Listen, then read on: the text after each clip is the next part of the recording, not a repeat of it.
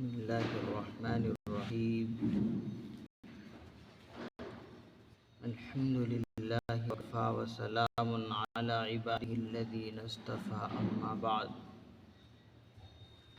فإن خير الحديث كتاب الله، وخير الهدي هدي محمد صلى الله عليه وسلم،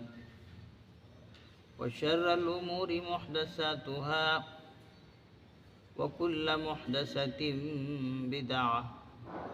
وكل بدعة ضلالة،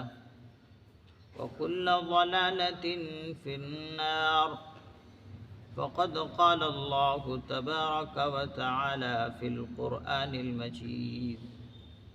والفرقان الحميد: فأعوذ بالله من الشيطان الرجيم، بسم الله الرحمن الرحيم.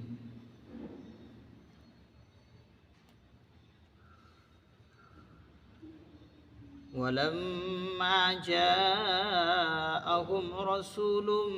من عند الله مصدق لما معهم نبذ فريق من الذين أوتوا الكتاب كتاب الله وراء ظهورهم كأنهم لا يعلمون. واتبعوا ما تتلو الشياطين على ملك سليمان وما كفر سليمان ولكن الشياطين كفروا يعلمون الناس السحر وما أنزل على الملكين ببابل هاروت وماروت وما يعلمان من أحد حتى يقولا إنما نحن فتنة فلا تكفر فيتعلمون منهما ما يفرقون به بين المرء وزوجه وما هم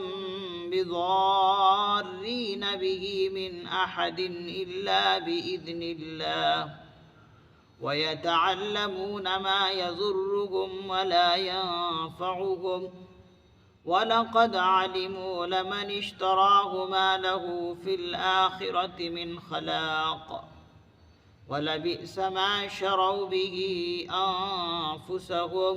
لو كانوا يعلمون. صدق الله العظيم.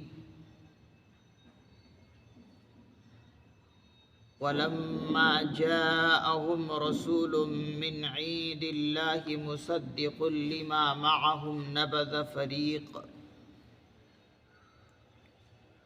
اور جب ان کے پاس اللہ کی طرف سے ایک رسول آئے مصدق لما معهم، جو کہ تصدیق کرتے ہیں اس چیز کی جو ان کے پاس ہے، نبذ فریق من الذین اوتوا الکتاب، تو اہل کتاب میں سے ایک فریق نے اللہ کی کتاب کو پس پشت ڈال دیا یا پھینک دیا، کأنہم لا یعلمون، گویا کہ وہ جانتے ہی نہیں ہیں۔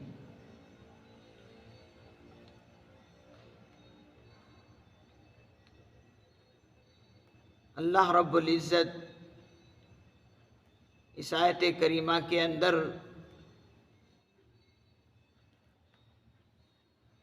یہودیوں کی اسی خصلت کو بیان کر رہے ہیں، بتلا رہے ہیں کہ جب اللہ کے پیغمبر صلی اللہ علیہ وسلم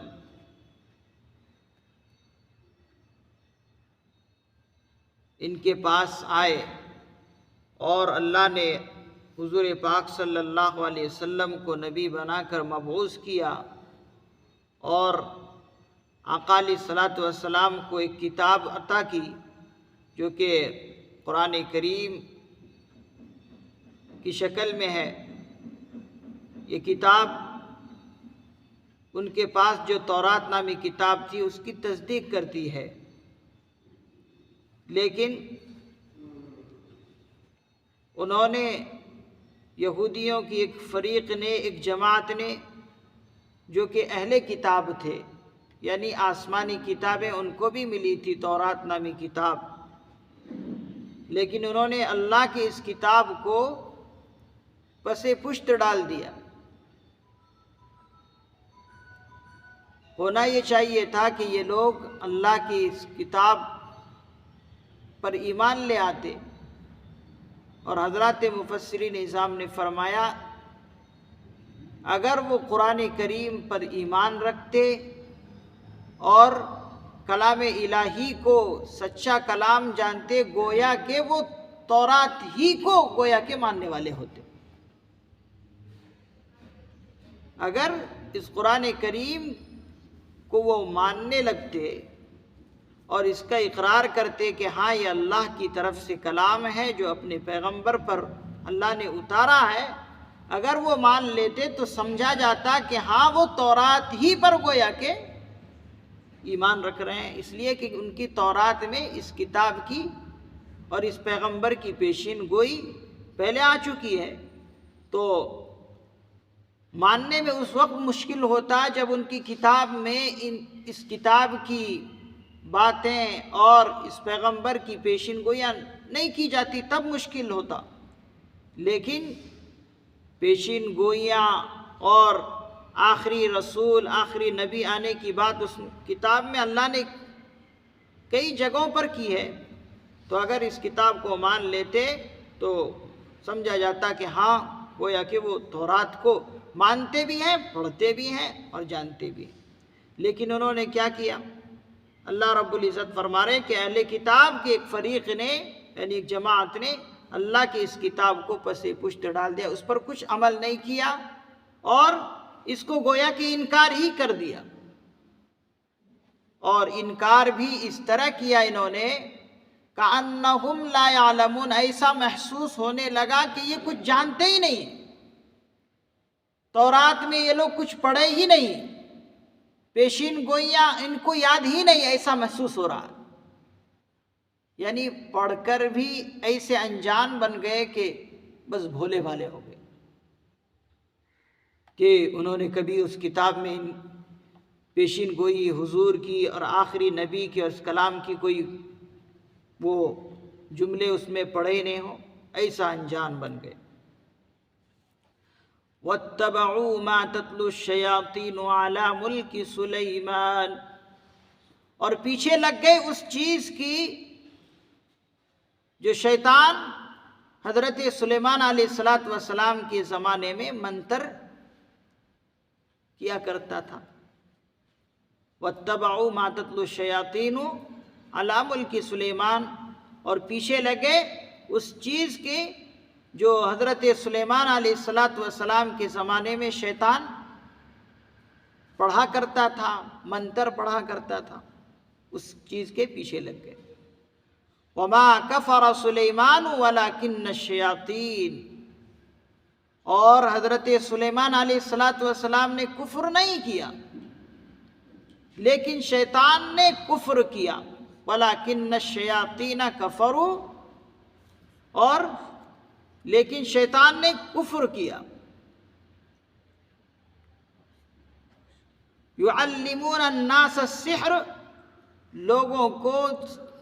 سحر اور جادو کی تعلیم دے کر۔ وَمَا أُنزِلَ عَلَى الْمَلَكَيْنِ بِبَابِلَ هَارُوتَ وَمَارُوتَ، اور اللہ نے شہر بابل میں ہاروت اور ماروت نامی دو فرشتوں کو اتارا، اور ان پر شہر بابل میں ہاروت اور ماروت نامی دو فرشتوں کو اللہ نے اتارا ہے۔ اس آیت مبارکہ میں اللہ رب العزت ایک مضمون یہ ذکر کر رہے ہیں جس کی وضاحت انشاءاللہ کل آئے گی،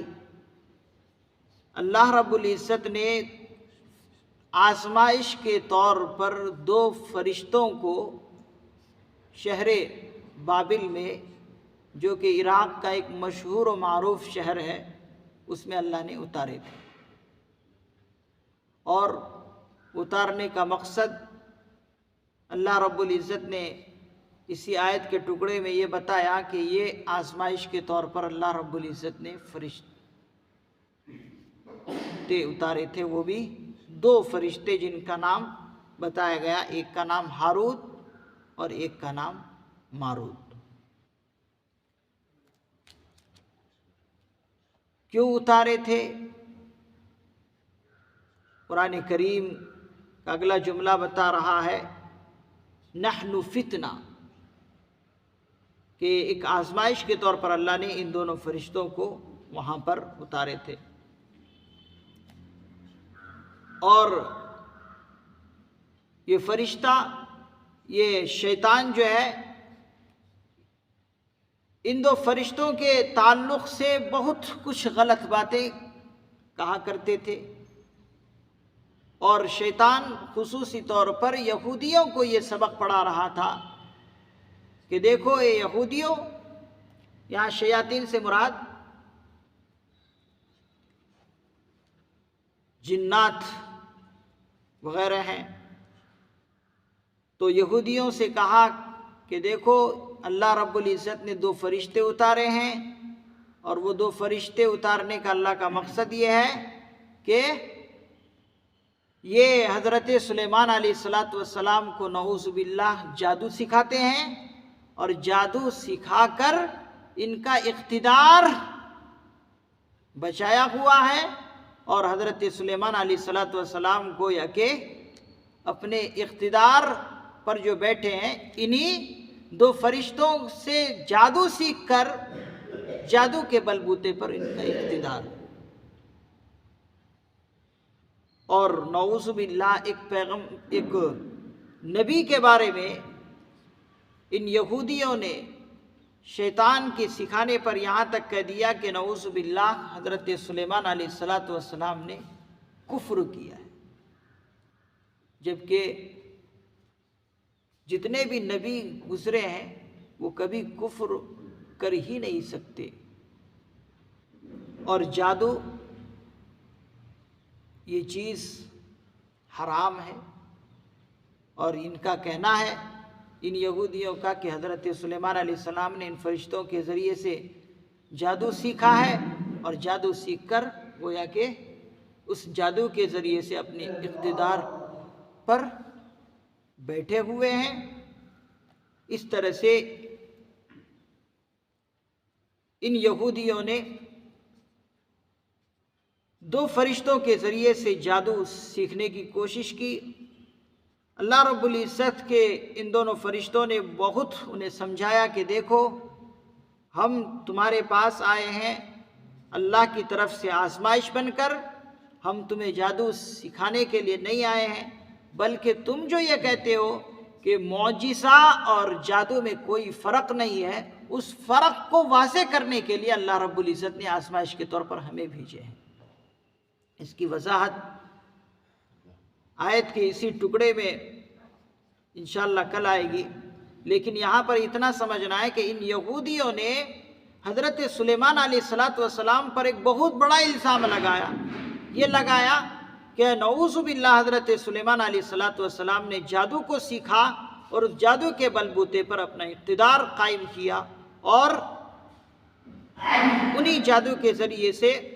جنات کو اور شیاطین کو اپنے قبضے میں لیا کرتے تھے۔ یہ بہت بڑا الزام ہے، قرآن کریم خود کہہ رہا ہے وَمَا كَفَرَ سُلَيْمَانَ، حضرت سلیمان علیہ السلام نے کفر کیا ہی نہیں۔ جب اللہ رب العزت خود کہہ رہے ہیں کہ کفر نہیں کیا، تو ان کا الزام لگانا یہ بہت بڑا جرم ہے۔ اس کی وضاحت انشاءاللہ کل آئے گی۔ اللہ رب العزت سے دعا ہے اللہ رب العزت جادو اور ٹونے جیسے خطرناک چیز سے پوری امت مسلمہ کی حفاظت فرمائے۔ سبحان اللہ و بحمدہ، سبحانک اللہم و بحمدک، ونشهد أن لا إله إلا أنت ونستغفرك ونتوب إليك سبحان ربك رب العزة عما يصفون وسلام على المرسلين والحمد لله رب العالمين.